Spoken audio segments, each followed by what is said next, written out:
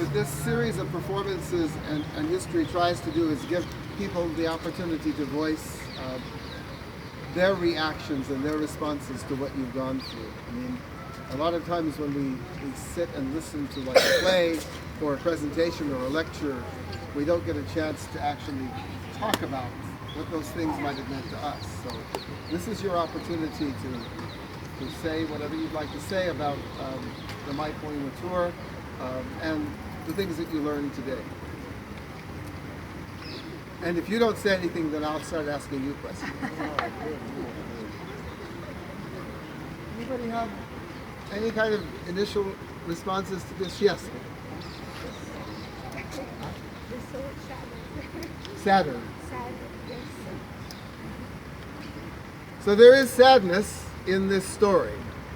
And part of the sadness comes right from realizing that people in Hawaii were really trying to live according to what they understood to be constitutional laws, a proper process and structure. This was a country that basically shared its wealth with people as they arrived. It was not an oppressive country. There was no military. There was no military in this place.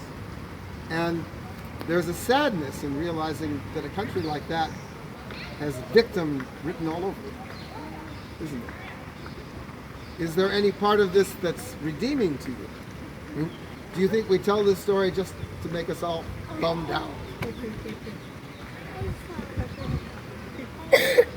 Is there a part of this story that maybe isn't quite so sad, that gives us a sense of something? What do you guess? Well, when the little things that the different actors said to issues that are happening now, and the fact that we're still here, other people, so I think that's what we're still here. It is important that we're still here. It's important that we know this story. It's important that we continue to share it. Where do you think this is going to go? I don't know how many years we've been doing My Poema now, but I know that really this story has been told over and over again in many different kinds of ways.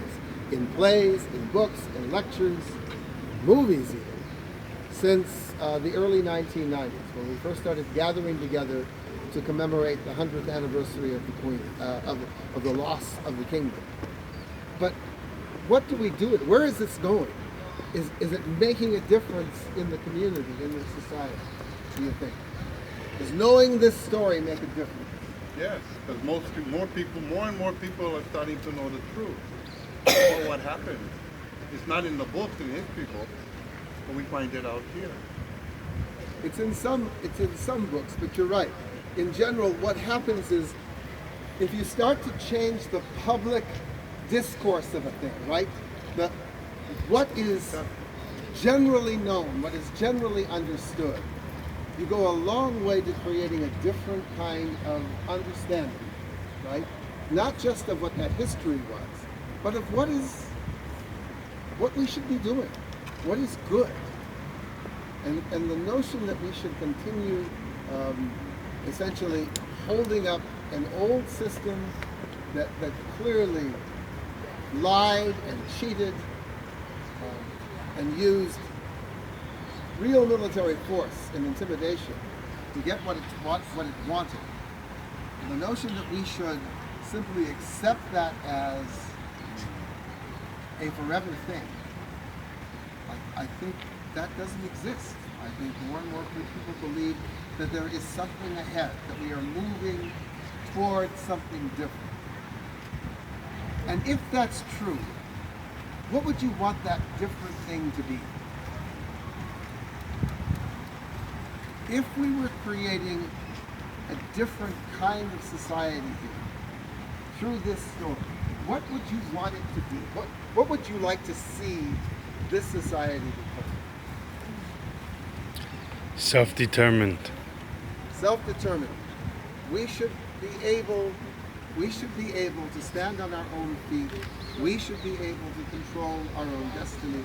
We should be able to choose our government. We should be, right? Those are the things that self-determination means. We should be able to live on our land. We should be able to live on our land. mean, so many of us, or so many of our Tanaka have moved away because they can't afford to live on the line. It's sad. And they want to come home, but they can't because they can't afford to be home. There is an estimate that there are more people living, more Hawaiians living outside of Hawaii than live in Hawaii. And in fact, there are more Hawaiians living in the United States than live in the Hawaiian Islands. Maybe 300,000, 225,000 of us live here. We're also only about a fifth of the voting population of Hawaii. So the idea that if we could make it possible for more of us to come home is a tremendously compelling thing. But what about the land? I mean,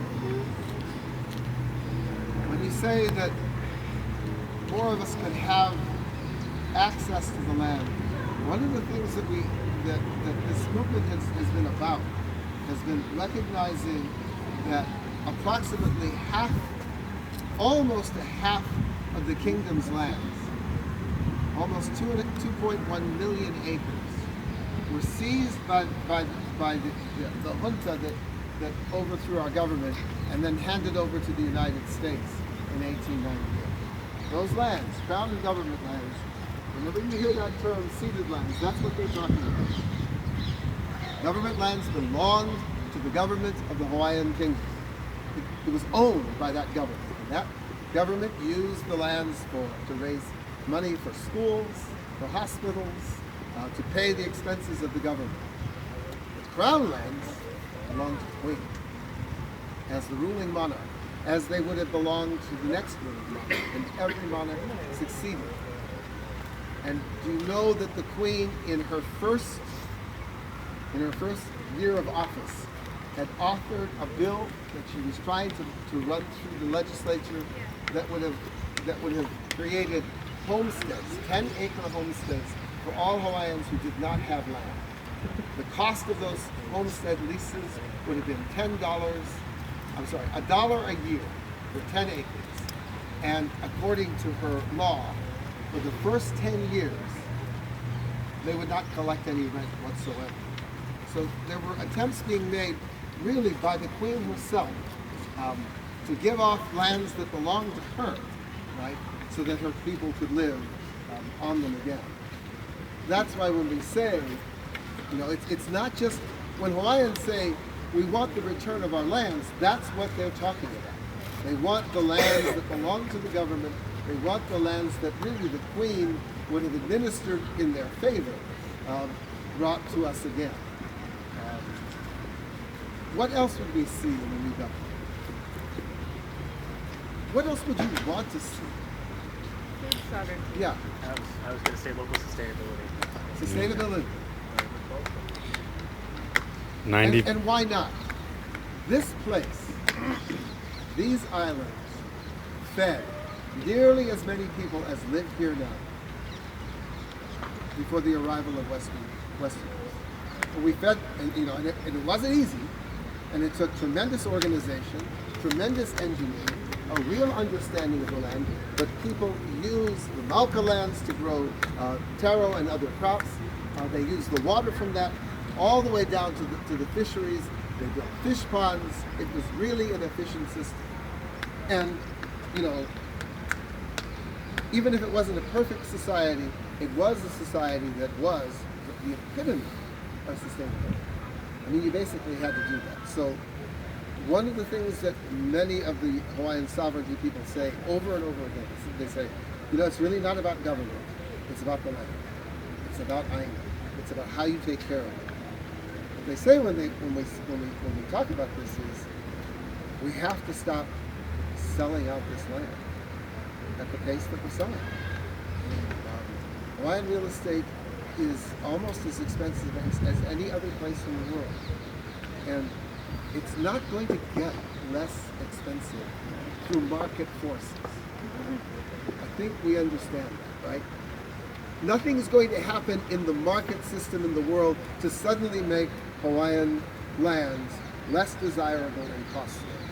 And so the only thing that really can is a government intervention. I mean, look just right here at this building, there's a pond around it. Why isn't Kalo in that pond? Why aren't we growing food for our people? Why aren't they growing food to feed the people of the world? They have the water's there every day. You know, put some Kalo in it, put some fish in it. Do something for us. You know, how hard is that? How hard is that? If the government's emphasis and focus is not on that, then you're never going to see a substantial change. If people, I don't think there's a shortage of things that we would like to see in a society. I mean, that are different in a society. I don't think there's a shortage of those things. For some, it's give us the right to be self-determined. Give us the right to be self-sufficient. Give us the tools to do that. Let us have access to land so people can live and eat and not be homeless. Those are really admirable kinds of things. And year after year, legislature after legislature, we don't see that happen. Instead, the price of land continues to go. Instead, we depend on more and more tourists every single year. And, while we can tell ourselves we need those tourists, you have to wonder, at what point do you have so many tourists that your own quality of life as a local person living here is affected? For some people, that's already happened. Some people, that's already happened. People who live in rural areas or have access to, have had access to the beaches and to the forests and have been able to get away and actually live as Hawaiians, now realize that those places are just, there's people traveling through them, there are people in the waters, there are tourists crossing the road at the North Shore, so it takes you 2 hours to drive from Haleiwa to Kahuku. These they are effects on the society. They do create their own tensions. Can this be fixed with a new government? Some people say, why wouldn't we take it? Why shouldn't we try?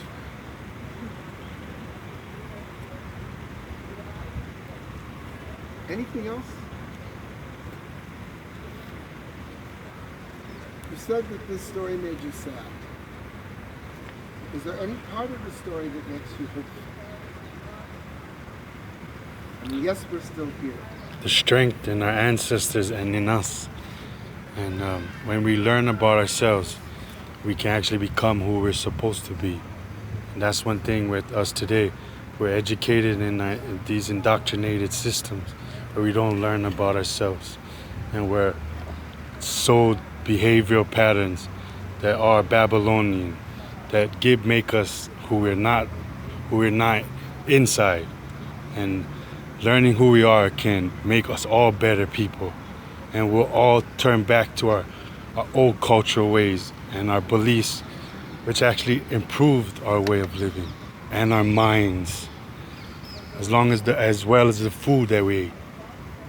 We were so much better because we took care of ourselves, we took care of the land. And it strengthened our minds. Go ahead, sorry. This knowledge has actually made a real difference in a great many lives. And even just giving people a sense of hope, a different way of thinking about their future, different preparation, a different knowledge set. It's why we have, thousands of people now who actually can speak our language. Whereas, 20 years ago, 30 years ago, we thought the language might just disappear. So there is something different happening. And I really, really urge you all to, find your place in it, because, this kingdom wasn't a Hawaiian-only kingdom. The laws from 1850 on made it really clear that anyone who wished to be a subject could be a subject. It didn't matter what your ethnic background was. It didn't matter whether you were treated as as a low caste person in India or as a runaway slave from the United States. When you came here, you were a free person. And you could be a citizen. You could be a legislator. You could even be a member of the House of Nobles and not be a Hawaiian. There are plenty of those. So think about what a government looks like that actually mirrors the community it has.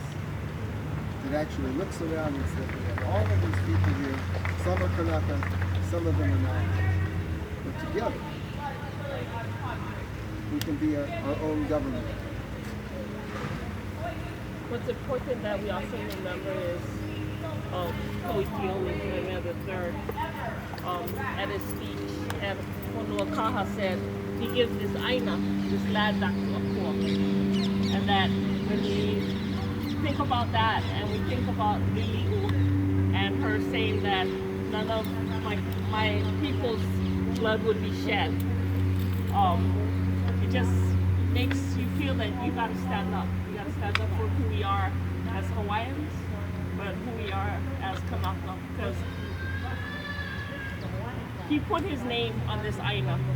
He called it Hawaii. He said, Ha, the breath of life. Vai, the water, the sacred water of this land. I, the supreme source of life. So how can we say that this place doesn't belong to him? And so if we can remember that we're lucky we live Hawaii is because Akua is here with us every day. And he makes this place beautiful. And people come to share the aloha, the ha, the breath of life with each other. So if we can just remember that and stand up for who we are, it doesn't matter what color skin we are, that we believe that we're here for a reason, we're on this island.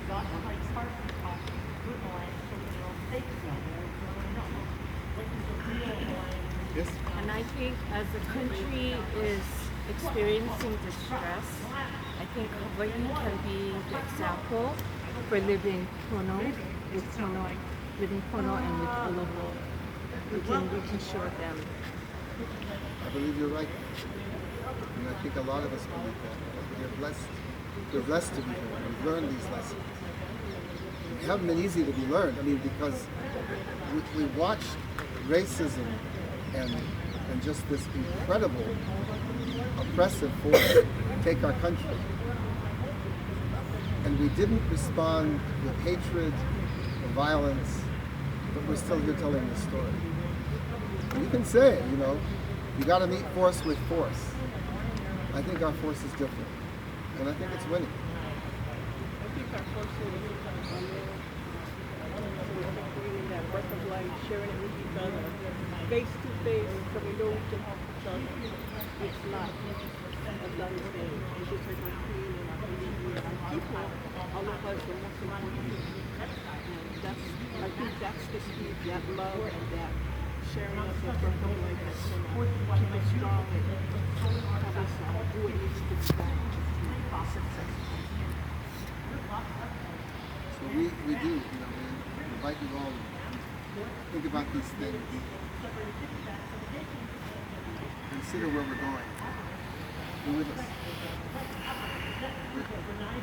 We are a hope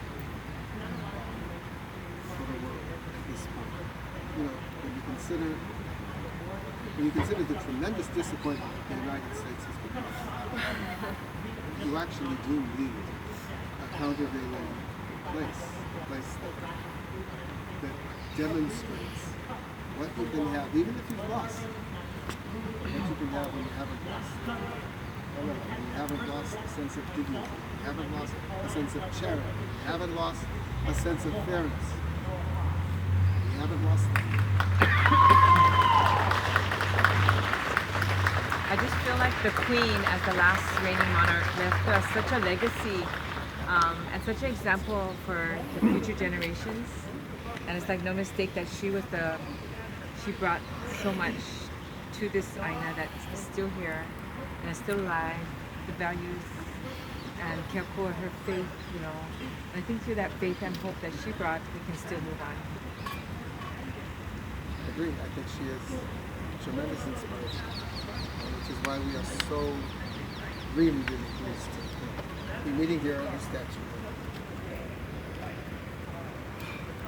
Thank you very much for coming. You can stick around. I'm going to start corralling some of those people over there and make sure they want to stick around and talk to us. But you don't have to leave. Stay as long as you like. Stay as long as I have breath.